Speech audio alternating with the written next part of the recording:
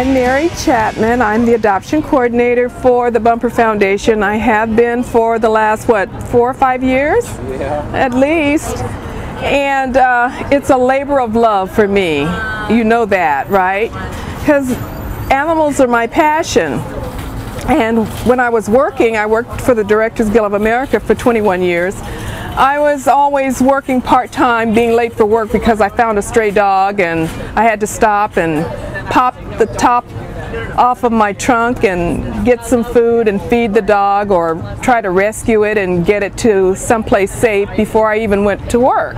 Then I knew that I could never turn my eyes away from a dog on the street, because they can't talk and they can't say that they're hungry or that they need water or that they're hurting.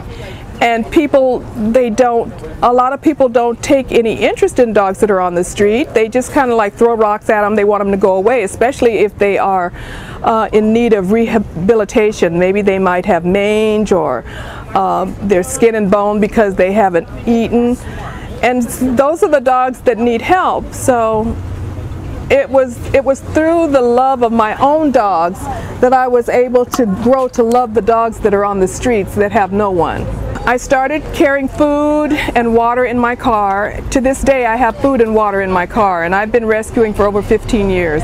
There's a whole underground of animal rescuers that people don't know about, and we network each other via email and via our websites.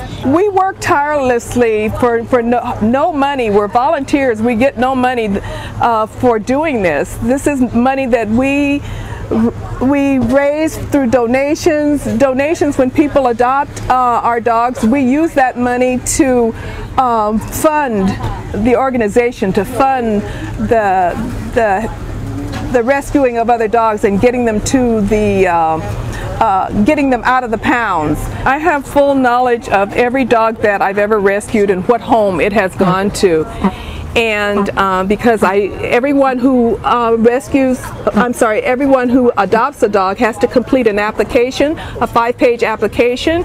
We screen them very well. We do home inspections to make sure that they're going into homes where they have adequate fencing and gates where they can't escape or can't get through holes.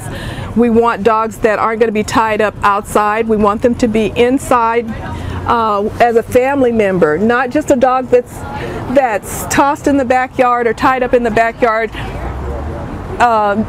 They came out of situations like that, so we don't want them to go back into situations like that. So that's why we take a lot of care in adopting our dogs out to good homes.